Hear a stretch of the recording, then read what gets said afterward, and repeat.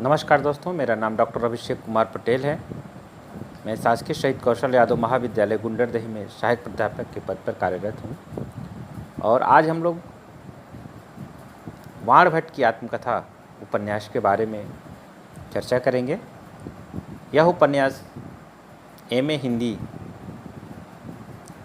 द्वितीय सेमेस्टर के अंतर्गत प्रश्न पत्र 8 में उल्लेखित है। दोस्तों, वाण भट्ट की आत्मकथा उपन्यास की कथा वस्तु और उसमें अभिव्यक्त मूल्य बोध को आज हम लोग चर्चा करेंगे। वाण भट्ट की आत्मकथा हजारी प्रसाद द्विवेदी की बहुत ही महत्वपूर्ण कृति है।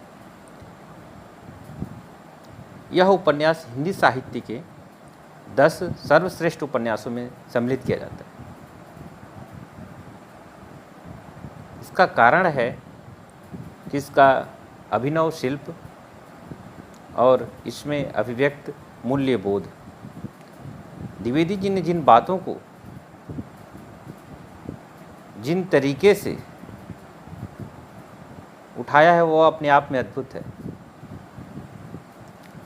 दोस्तों, ये ऐतिहासिक उपन्यास की श्रेणी में रखा जाता है। वास्तव में यह पूर्णतः ऐतिहासिक उपन्यास नहीं है, बल्कि इतिहास से प्रेरणा लेकर और इतिहास के वातावरण का सृजन कर वर्तमान के समस्याओं को समझने का प्रयास है। इस उपन्यास में कुछ काल्पनिक चरित्र हैं, कुछ ऐतिहासिक चरित्र हैं।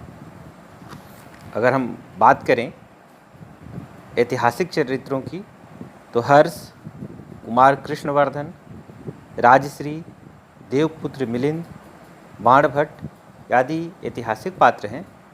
जबकि काल्पनिक पात्रों में निपुणिका, महामाया, भट्टिनी, अघोर भैरव, सुचरिता आदि आते हैं। द्विवेदी जी का उद्देश्य कोई ऐतिहासिक उपन्यास लिखना नहीं था, लेकिन द्विवेदी जी को संस्कृत साहित्य, वैदिक साहित्य का अगाध ज्ञान है और वे उसका उपयोग मनुष्य को आगे बढ़ाने के लिए, प्रगतिशीलता के रास्ते पर चलने के लिए, वहाँ से नई नई चीज़ों को खोज कर लाते हैं। इस उपन्यास में भी द्विवेदी जी ने यही प्रयास किया। इस उपन्यास में द्विवेदी जी ने जिन 2 बातों को उठाया है, वह एक नारी की दशा और दिशा, दूसरा है प्रेम, और तीसरी चीज़ है धर्म का नए सिरे से व्याख्या। दोस्तों, आज भी हम देखते हैं कि जो नारी की दशा और दिशा है वो बहुत बेहतर नहीं है। हम बहुत आगे बढ़ चुके हैं, अपने को बहुत सभ्य मनुष्य कहलाते हैं, सभ्यता की दौड़ में बहुत तेज़ी से आगे बढ़ रहे हैं। लेकिन एक नज़र जब हम स्त्रियों की दशा पर डालते हैं तो बहुत दुखद स्थिति होती है। आए दिन जिस तरीके से महिलाओं के साथ बलात्कार, उन्हें जला देने की घटनाएं सुनने को मिलती हैं, मन बहुत व्यथित हो जाता है। अगर आप ये इस उपन्यास को पढ़ेंगे तो समझेंगे कि हमारे इतिहास में भी किस तरह से महिलाओं का शोषण और दमन होते रहा है, परंतु द्विवेदी जी वहाँ से, हमारे प्राचीन साहित्य से भी, मध्यकाल के जो बड़े साहित्यकार हैं उनके माध्यम से भी महिलाओं के प्रति एक विराट भावना का प्रदर्शन किया है। वाण भट्ट बार बार कहता है, मैं स्त्री शरीर को देव मंदिर के समान पवित्र मानता हूँ। किसी मध्यकाल के पात्र के द्वारा ऐसी बातें कराना बहुत अपने आप में अद्भुत है, क्योंकि आप पता है कि हमेशा महिलाओं को नरक का द्वार, पाप का कुंड आदि समझा जाता रहा। दोस्तों, यह उपन्यास एक प्रकार का ऐतिहासिक रोमांस भी कहते हैं। रोमांस का मतलब होता है प्रेम, इश्क करना, लेकिन इसका अर्थ बाद में बदला। ऐसे उपन्यासों और कथाओं के लिए इसका उपयोग होने लगा जिसमें साहसिक यात्राओं का वर्णन हो, चाहे प्रेम के लिए हो या किसी धार्मिक उद्देश्य के लिए हो, राजनीतिक उद्देश्य के लिए हो। जैसे रॉबिन क्रूसो, चंद्रकांता संतति जैसे उपन्यास जो आए वो रोमांस उपन्यास कहलाए। यह उपन्यास भी उसी श्रेणी में आता है, लेकिन इस उपन्यास का उद्देश्य केवल मनोरंजन नहीं है, यह उससे आगे की बात करता है।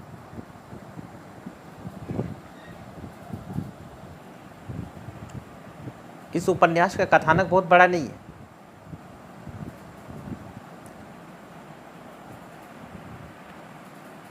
प्रतापी सम्राट तुवर मिलिंद की पुत्री भट्टनी है, उसको कुछ लोग अपहरण करके राज परिवार में बेच देते हैं। वह स्तनेश्वर के छोटे राजकुल के अंतःपुर में कैद है। उसको कैद से मुक्ति दिलाने और उस मुक्ति दिलाकर उसको सम्मानपूर्वक उसके सम्मान को प्रतिष्ठित करने का यात्रा ही यह उपन्यास है। और यह कार्य कौन करता है?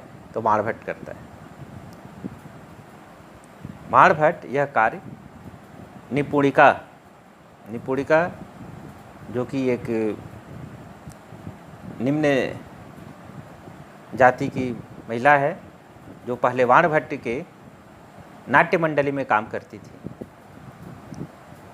और धीरे धीरे बाणभट्ट से प्रेम भी करने लगी थी, लेकिन बाणभट्ट उसके प्रेम को समझ नहीं पाया, उसके प्रेम को सम्मान नहीं दे पाया, जिसके वह दुखी होकर उस नाट्य मंडली को छोड़कर पान का दुकान चलाने लगी थी। और वहीं उसे पता चला कि सम्राट की बेटी पुत्री स्तनेश्वर के अंतःपुर में कैद है। तो जब बाणभट्ट वहाँ आता है और निपुणिका उससे मिलती है, तो निपुणिका बाणभट्ट से आग्रह करती कि तुम उसको कैद से मुक्ति दिलाओ, उस नरक से मुक्ति दिलाओ।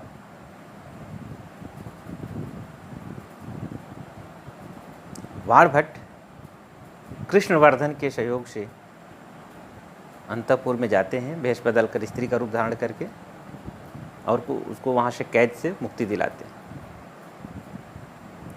फिर एक नई यात्रा शुरू होती है। वो लोग नाव में बैठते हैं, स्तनेश्वर से बनारस तक की यात्रा होती है। उस दौरान बहुत सारी घटनाएं होती हैं। फिर एक समय आता है जब उसको भट्टनी को ससम्मान स्तनेश्वर बुलाया जाता है और बाणभट्ट को राजकवि का दर्जा मिलता है।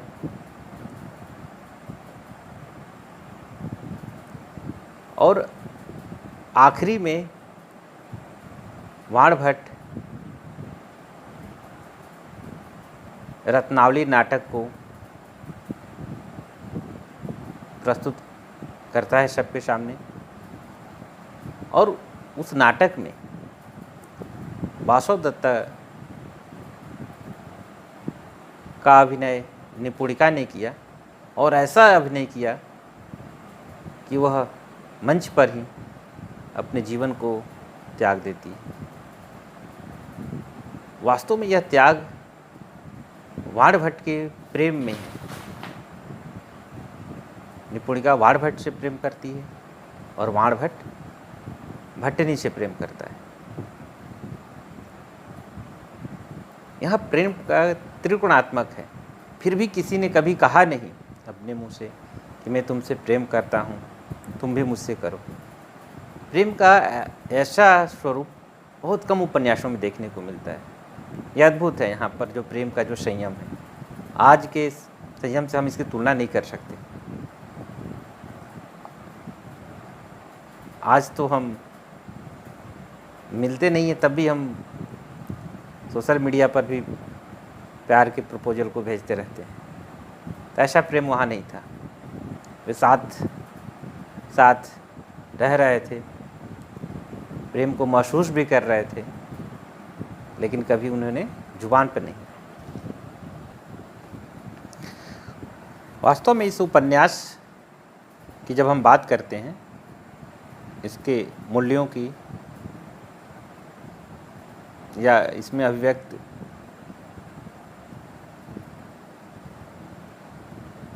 भाव बोध की, किन चीज़ों को द्विवेदी जी हमारे सामने रखना चाहते हैं, उन्हें इस उपन्यास को पढ़ते हुए लगता है कि दो चीज़ों को वो बहुत फोकस करते हैं। एक तो स्त्री की गरिमा, उसकी स्वतंत्रता, और उसके साथ ही स्त्री के प्रति प्रेम का उदात्त रूप, और दूसरा है मध्यकालीन मूल्यों से टकराना, विशेष तौर से धर्म संबंधित। यहाँ इस उपन्यास में धर्म की नवीन व्याख्या की गई है। यह उपन्यास मध्यकालीन मूल्यों से टकराता है। यह उपन्यास मध्यकालीन मूल्यों की आलोचना है। अक्सर उस काल में ऐसे व्यक्ति पैदा होते रहे हैं, जिसे कबीर,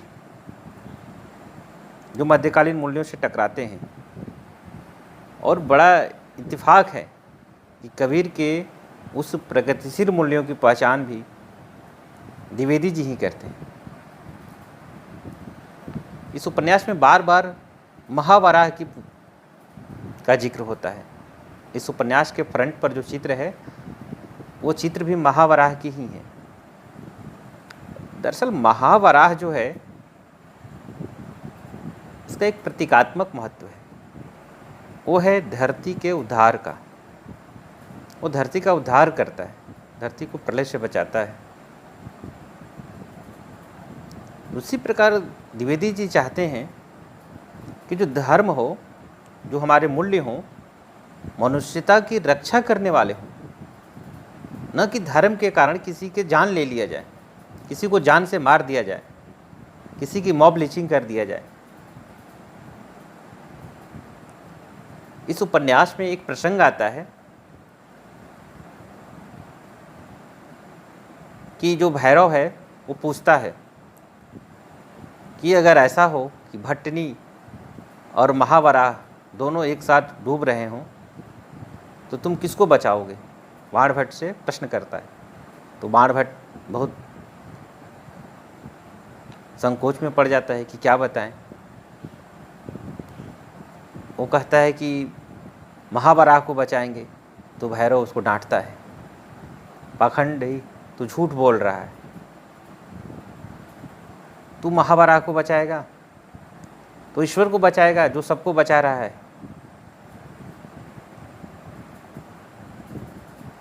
वास्तव में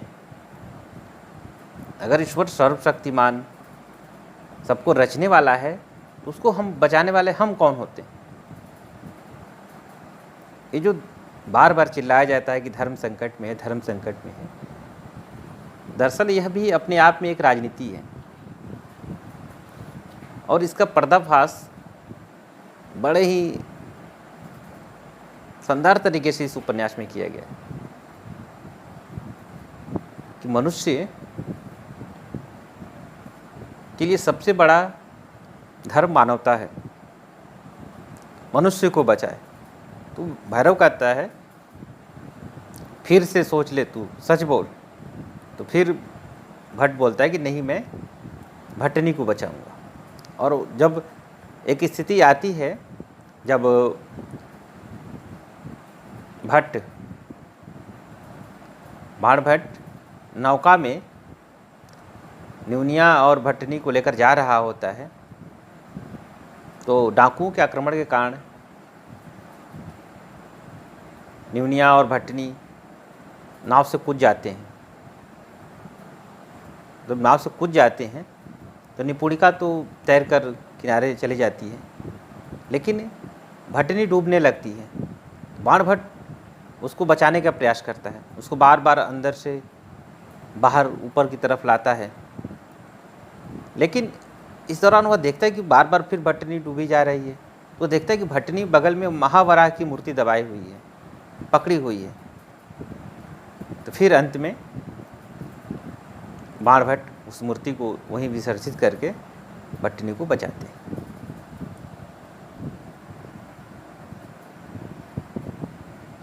भैरव कहता है बाणभट्ट से, देख रे तेरे शास्त्र तुझे धोखा देते हैं, जो तेरे भीतर सत्य है उसे दबाने को कहते हैं, जो तेरे भीतर मोहन है उसे भुलाने को कहते हैं, जिसे तू पूजता है उसे छोड़ने को कहते हैं।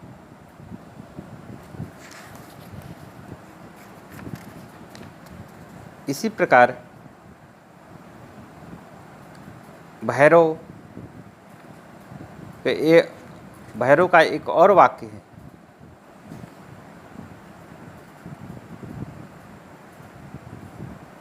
जो बाणभट्ट को बार बार मार्गदर्शन करते रहता है। भैरव कहते हैं, किसी से ना डरना, गुरु से भी नहीं, मंत्र से भी नहीं, लोक से भी नहीं, वेद से भी नहीं, मंत्र। याद है ना? इस मंत्र को बाणभट्ट बार बार याद करता है, जिसके कारण वह इतना साहसी बन पाया कि वो राजसत्ता और डाकुओं और तमाम समाज के लोगों से वो संघर्ष कर पाया, समाज के वैसी सोच से संघर्ष कर पाया जो लोग महिलाओं को पद, दलित, शोषित, अपमानित करते हैं।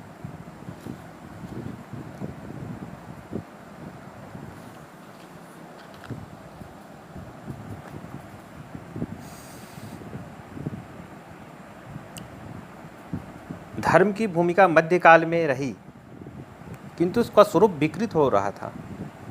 उसमें बाह्याचार और पाखंड बढ़ रहा था। धर्म की आड़ में अनेक अनैतिक कार्य हो रहे थे। नारी के प्रति लोगों का दृष्टिकोण विशुद्ध भोगवादी था। लुटेरों द्वारा भट्टनी का अपहरण कर लिया जाता और वह राजाओं के अंतःपुर में बेच दी जाती। नारी के प्रति सम्मान का भाव खत्म हो चुका था। आचार्य द्विवेदी ने इस अधोपतन का चित्रण बाणभट्ट की आत्मकथा में बड़े ही मार्मिक ढंग से किया है।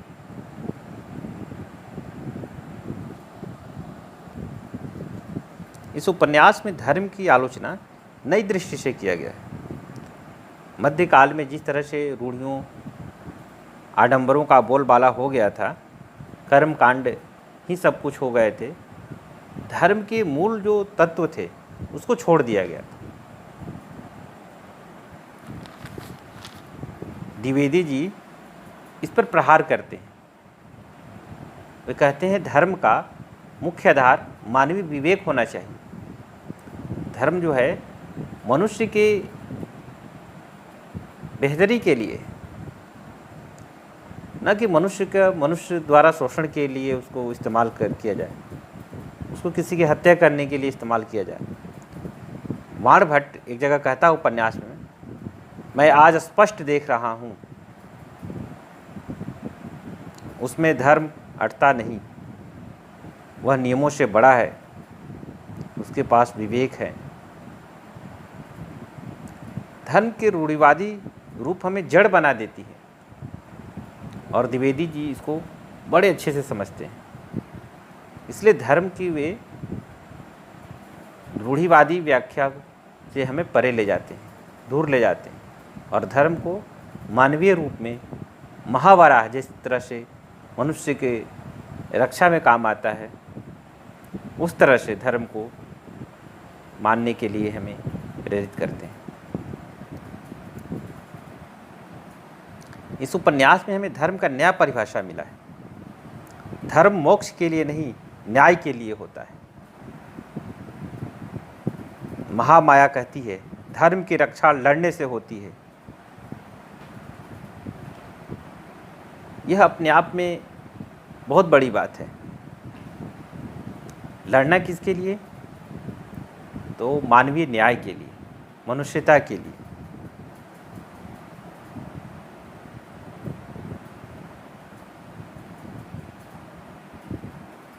जाति पाति समाज का सबसे बड़ा कोड है। मनुष्य की सिर्फ एक जाति है, इसके बाद जानवरों की जाति आती है। ऐसी सोच इस उपन्यास में मिलते हैं। इस उपन्यास में जाति भेद को लेकर बार बार प्रहार किया है द्विवेदी जी ने। बार बार बताया है कि जो हमारे समाज में जो इतने स्तर हो चुके हैं, यही सबसे बड़ा कारण है समाज में अशांति के। भारतीय समाज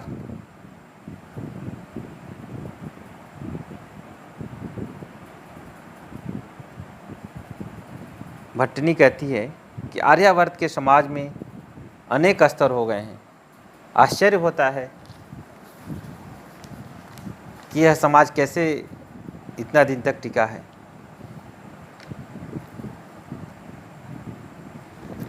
जब तक समाज एक नहीं होता, तब तक गठजोड़ से देश की रक्षा संभव नहीं है। वास्तविक धर्म किसे कहेंगे, इसका पता सुचरिता के कथन से चलता है। वह वाण भट्ट से कहती है,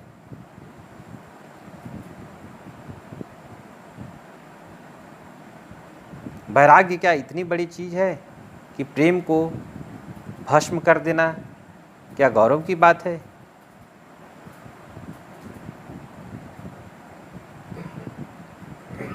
दरअसल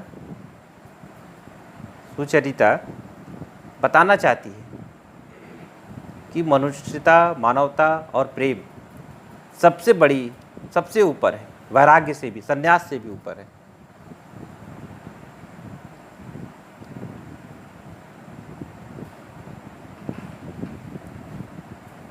पाखंड है ये तेरा धर्म, जो अपनी माँ को भी पहचानने में भी इनकार करता है।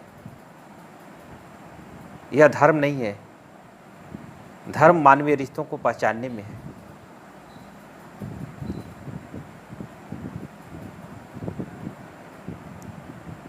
बाण भट्ट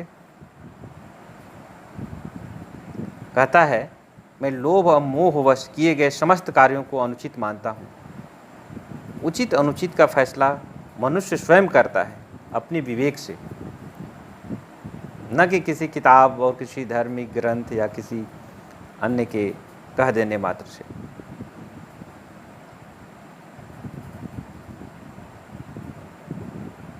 एक श्रमण बौद्ध भिक्षु जो मध्य देश में जो निवास करते थे उस समय, वो लोग ऊपरी तत्व पर ज़्यादा जोर दिया करते थे, आंतरिक वस्तु पर नहीं। ऐसा ही वर्तमान में भी हो रहा है।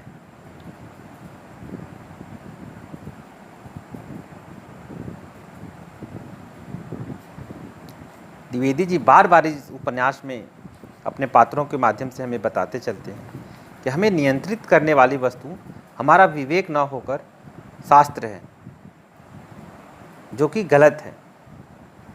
वास्तव में होना उल्टा चाहिए कि हमें नियंत्रित करने वाली वस्तु हमारा विवेक होना चाहिए,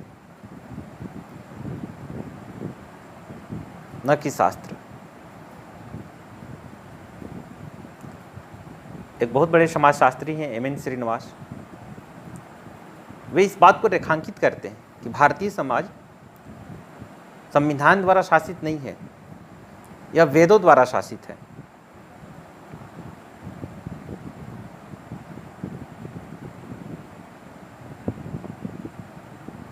द्विवेदी जी इस बात को अपने उपन्यास में उठाते हैं।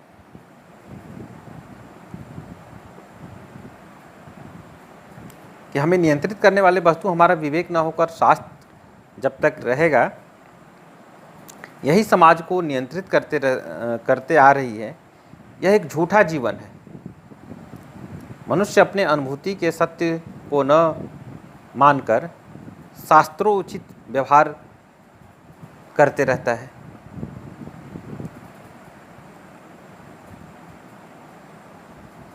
जिसके कारण से उसके जीवन में झूठ और आडंबर, कुंठा की भावना बढ़ते जाती है। प्रेम के संबंध में जब भैरव पूछते हैं बाणभट्ट से, क्यों रे तुम मुझसे प्रेम करते हो? तो बाणभट्ट बहुत सकुचाता है, क्यों रे तू लजाता है, तू उस लड़की को चाहता है? तो फिर भैरव कहता है, देख रे तेरे शास्त्र तुझे धोखा दे रहे हैं। वास्तव में शास्त्र हमारे अनुभूति का दमन करते हैं। अपने मन की सच्चाइयों को समझना चाहिए।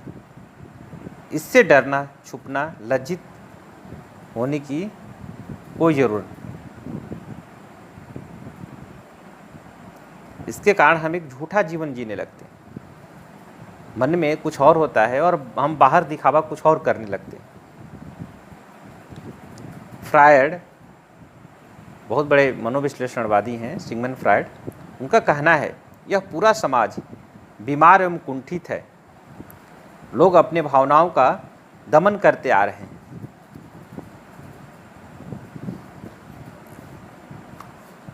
इस उपन्यास में इस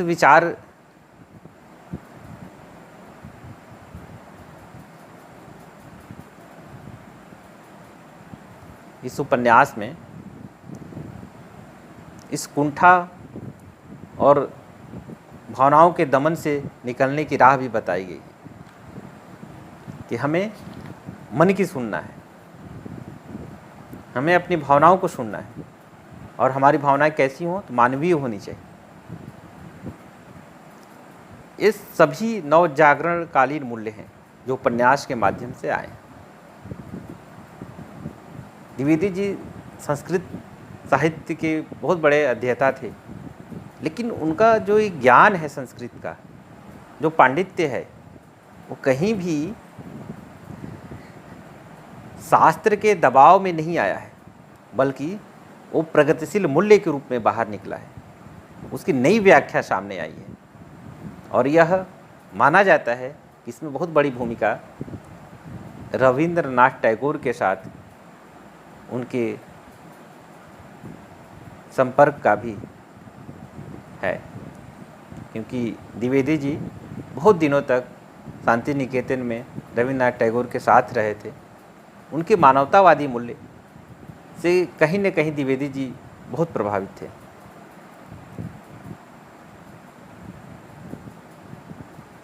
अब इस उपन्यास में अभिव्यक्त नारी चिंतन पर हम बात करेंगे कि जो कि इस उपन्यास का बहुत बड़ा मूल्य बोध है।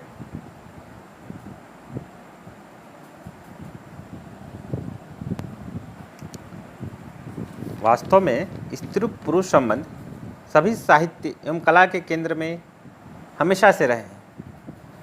इस उपन्यास में भी, इस उपन्यास के केंद्र में भी इसे देखा जा सकता है। बाणभट्ट बार बार कहता है,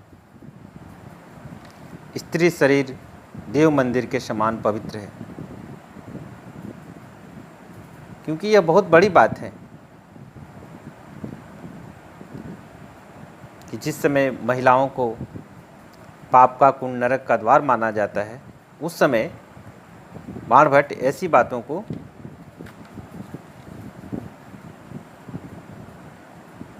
लोगों को बता रहा है।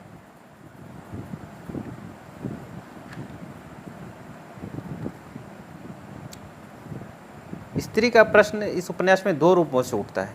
एक पहला है न्यूनिया, जो दलित स्त्री है। उसके मन में आग है, जीवन में बहुत से धक्के खाए हैं उसने, किए गए अत्याचारों के कारण उसके मन में एक गुस्सा है, विद्रोह की भावना भी है। वह समाज को ध्वस्त कर देना चाहती है। वो कहती है मैं इस समाज को ध्वस्त कर देना चाहती हूँ। वह प्रेम के लिए बलिदान हो जाती है। उसका प्रेम त्रिकरणात्मक था, अतः त्याग के लिए ऊंचा उठना पड़ता है।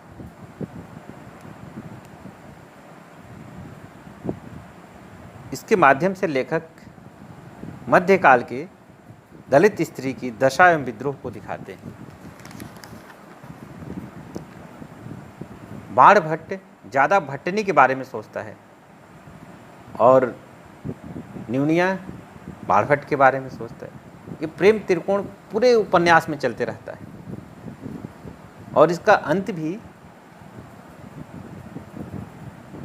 न्यूनिया के प्राण के साथ, प्राण पखेरु उड़ जाने के साथ होते हैं। इस उपन्यास के अंत में रत्नावली नाटिका के भूमिका करते करते और बाणभट्ट और भट्टनी को मिलाते हुए वो इस जगत से विदा लेती है।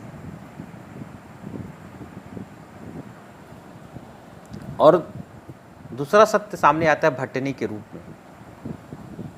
द्विवेदी जी इस उपन्यास में कहते हैं, नारी से बढ़कर अनमोल रत्न और क्या हो सकता है, पर उससे अधिक दुर्दशा किसकी हो रही है। वास्तव में देखा जाए तो कार्ल मार्क्स की असली सर्वहारा नारी ही है, चाहे वो किसी भी वर्ग की हो। उसका शोषण हर जगह होता है। कभी उसे महानता की उच्च भूमि पर बैठाकर कल्पित जीवन जीने को विवश किया जाता है, तो कभी उसे पद दलित किया जाता है। दोनों ही स्थितियों में उसकी आकांक्षाओं को दमित किया जाता है।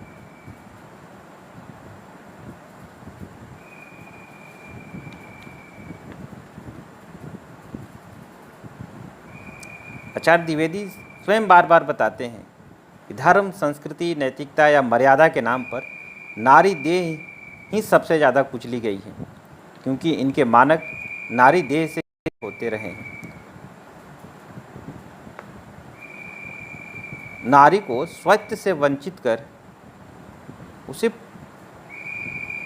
पाशवी लिप्सा पूर्ति का साधन मात्र बना लेने की हर कोशिश उसकी देह के ऊपर ही होती है। यह स्थिति अगर हर्षवर्धन काल में थी तो आज की स्थिति भी इससे बहुत बेहतर नहीं है। आज आप देख सकते हैं कि किस तरह से आए दिन हमें महिलाओं के साथ शोषण के नए नए घटनाओं के बारे में, तरीकों के बारे में देख। द्विवेदी जी की अंतर्दृष्टि इस बात को पहचानती है कि नारी देह ही सर्वाधिक दलित हुई है। अतः नारी जागरण के लिए सर्वप्रथम उसकी देह को ही जगाना पड़ेगा, उसकी महिमा को पुनः प्रतिष्ठित करना पड़ेगा। यही कारण है कि द्विवेदी जी का बाणभट्ट शुरू से ही सोचता है, सारे जीवन में स्त्री शरीर को किसी अज्ञात देवता का मंदिर समझता हूँ। यह देह की पवित्रता इसी में है कि यह सृजन मंदिर है। इस पवित्रता को अपमानित करने की हरकत चाहे हर्ष युग के सामंत करें या नारी देह को कमोडिटी में बदलने वाली इस युग की बहुराष्ट्रीय कंपनियां, दोनों ही नारी देह के शोषण,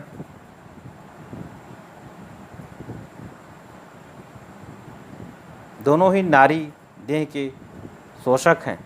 भूमंडलीकरण और बाजारवाद के दौर में स्त्री ने जो अपना स्वत्व और निजत्व खोया, उसके मूल कारणों को द्विवेदी जी पहचान लेते हैं। इस महान शक्तिशाली तत्व से भी बड़ी कोई शक्ति है क्या, जिसने इस तरह हीन दर्प बना दिया है? अवश्य होगी। मेरा अनुमान है वह शक्ति संपत्ति ही हो सकती है। बाणभट्ट ये बात कहता है। वस्तुतः बाणभट्ट देश काल से लेकर आज तक देश काल पुरुषवादी समाज के नारी संबंधी दृष्टिकोण में कोई बहुत मूलभूत परिवर्तन नहीं हुआ है।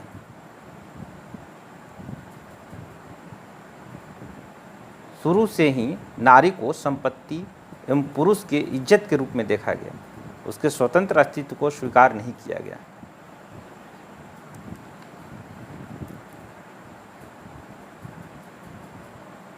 माणभट्ट की आत्मकथा में हजारी प्रसाद द्विवेदी ने इसी दृष्टिकोण को बदलने का प्रयास किया है। नारी सम्मान की रक्षा का भाव माणभट्ट की आत्मकथा का मूल केंद्र है। द्विवेदी जी मानते हैं कि यह पुरुष प्रधान सामंती व्यवस्था सबसे बड़ा अभिशाप है कि वे नारी को मात्र भोग्या मानते हैं। माणभट्ट बोलता है, क्या संसार की सबसे बहुमूल्य वस्तु इसी प्रकार अपमानित होती रहेगी? इस प्रश्न का उत्तर खोजने का प्रयास भी द्विवेदी जी करते हैं। उनका स्पष्ट मत है कि जब तक राज्य सत्ता रहेगी, सैन्य संगठन रहेंगे, पौरुष दर्प की प्रचुरता रहेगी और संपत्ति रहेगी, तब तक नारी इसी तरह पद दलित करके अपमानित किया जाता रहेगा। नारी जाति की सूचिता ममता, सेवा, आत्मदान, त्याग को निपुणता के द्वारा द्विवेदी जी ने पूरे उत्कर्ष पर स्थापित किया है। परंतु सोचने वाली बात एक और भी है, कई आलोचकों ने भी इस पर प्रश्न उठाया है द्विवेदी जी की सोच पर, कि ऐसी आशा हम सिर्फ नारी से ही क्यों करें, पुरुषों से क्यों नहीं? द्विवेदी जी की ऐसी आदर्श निपुणिका ही क्यों है? कोई पुरुष अपने को उत्सर्ग क्यों नहीं करता, आत्म बलिदान क्यों नहीं करता? अगर पुरुष ऐसा नहीं कर सकता है तो फिर नारी से हम ऐसी आशा क्यों रखें कि वह त्याग, ममता, बलिदान की मूर्ति बने? परंपरागत विचारों का सुधरा हुआ रूप मानते हैं।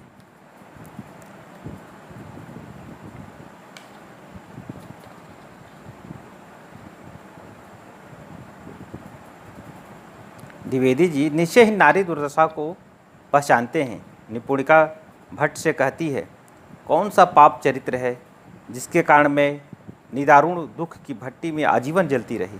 वस्तुतः निपुणिका का यह प्रश्न आज की नारी का भी प्रश्न बन गया है। इसमें कोई संदेह नहीं कि माणभट्ट की आत्मकथा में द्विवेदी जी ने जीवन के बड़े प्रश्नों को प्रभावपूर्ण तरीके से उठाया है। यह अलग बात है कि कई जगहों पर उसका तर्कसंगत हल नहीं मिल पाया है। हमें समझना चाहिए कि नारी की मुक्ति न तो देवी बनने में है और न ही दासी बनने में, बल्कि उसकी मुक्ति तो पुरुष के पूरक बनने में है।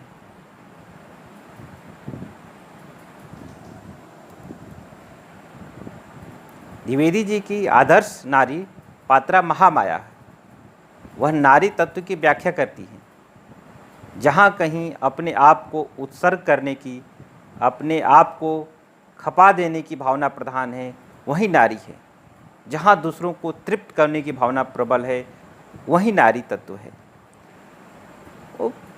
वस्तुतः आज के संदर्भ में अगर हम देखें, यह पुरुषवादी समाज द्वारा अपने शोषण प्रक्रिया को बनाए रखने के लिए नारी के दिलो दिमाग पर थोपे गए प्रतिमान जैसे प्रतीत होते हैं कि अगर सिर्फ उत्सर्ग नारी ही क्यों करे, वही अपने को क्यों खपाए,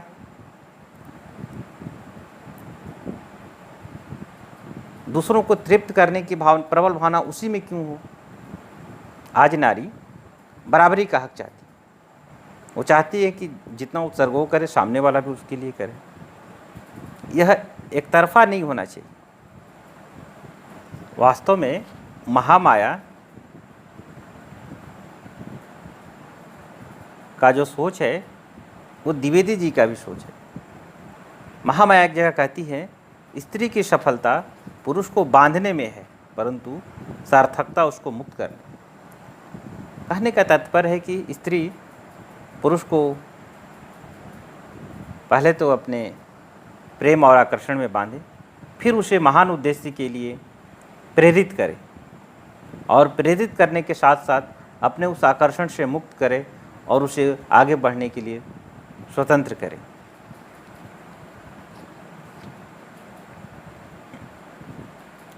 यहाँ पर स्त्री होने का मतलब त्याग, बलिदान। द्विवेदी जी बार बार इस बात पर फोकस करते हैं। वास्तव में देखें तो स्त्री पुरुष के में प्राकृतिक रूप से कोई विभाजन नहीं है, यह विभाजन सामाजिक ज़्यादा है। इसलिए जो भी मूल्य हो, मान्यता हो, दोनों के लिए एक समान होने चाहिए। ऐसा नहीं कि पुरुषों के लिए अलग मूल्य और मान्यताएं हों और महिलाओं के लिए अलग, नहीं, ये आज की सोच नहीं हो सकती।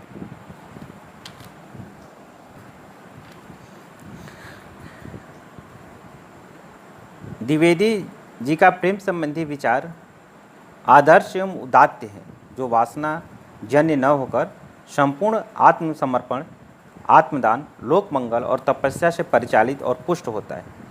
द्विवेदी जी के अनुसार यह भारतीय दृष्टि है। अघोर भैरव और महामाया का प्रेम भावात्मक नहीं, साधनात्मक है।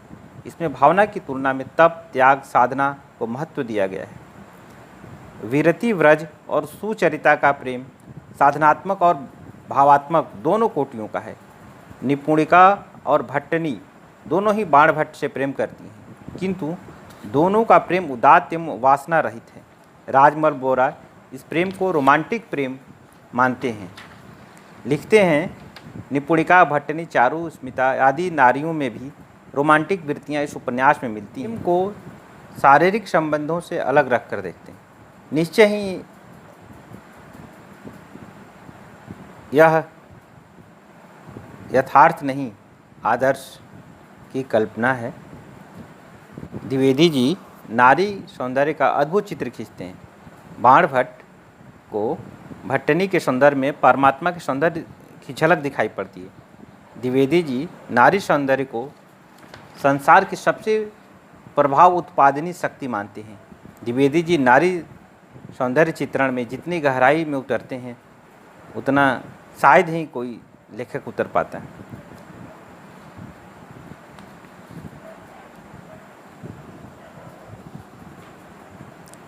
द्विवेदी जी ने नारी शरीर से परे हटकर उसे एक आत्मा के रूप में स्वीकार किया है। उसके पास एक आत्मा भी है। इसके कारण से उसके शरीर पर जो अत्याचार हुए हैं, विशेष भट्टनी पर, भट्टनी के साथ बलात्कार होने पर भी द्विवेदी जी उसे अपवित्र या पतिता नहीं मानते। ये बातें अपने आप में बहुत ही प्रगतिशील है और बहुत ही क्रांतिकारी हैं, क्योंकि आज भी हम जिस लड़की के साथ कोई बलात्कार हो जाए तो पूरा समाज, उसके घर वाले सब समझते हैं कि इसकी तो इज्जत लुट गई, अब यह किसी मुंह दिखाने के लायक नहीं है, हाय अब इसका क्या होगा। और सबसे बड़ी बात है कि स्वयं वो लड़की भी ऐसा सोचने लगती, वो महिला भी, वो नारी भी ऐसा सोचने लगती है कि हाँ अब उसके जीवन में कुछ भी नहीं रहा है, सब कुछ लूट गया। ये सच्चाई नहीं है। अगर किसी ने उसके साथ ज़बरदस्ती कोई किया तो उसमें उसकी कोई गलती नहीं है, गलती तो सामने वाले की, सामने वाला पशु है, तो दंड तो उसको मिलना चाहिए। लेकिन समाज उल्टा करता है। करने वाले पुरुष को तो इज्जत पर उसको कोई आँच नहीं आता, लेकिन नारी का जीवन बर्बाद हो जाता है। द्विवेदी जी सोच पर बड़े ही सटीक तरीके से प्रहार करते हैं और वो उदाहरण मध्यकाल से लाते हैं, जहाँ धर्म का बहुत ज़्यादा बोलबाला था। ये द्विवेदी जी की बहुत बड़ी, बहुत ही प्रगतिशील सोच है, जो आज हमें राह दिखा रही है। हमें स्त्री शरीर से ऊपर उठकर उसके मन, हृदय की बात को भी सुनना चाहिए। एक व्यक्ति भी है, मनुष्य भी है, मानव भी है, केवल एक शरीर नहीं है। समाजवादी नारीवादी विद्वान जिला आई सैंस्टीन कहती हैं कि औरत के दमन के मूल में पुरुष प्रभुत्व और पूंजीवादी व्यवस्था का गठजोड़ है। द्विवेदी जी बाण भट्ट की आत्मकथा में इसे पहचान लेते हैं।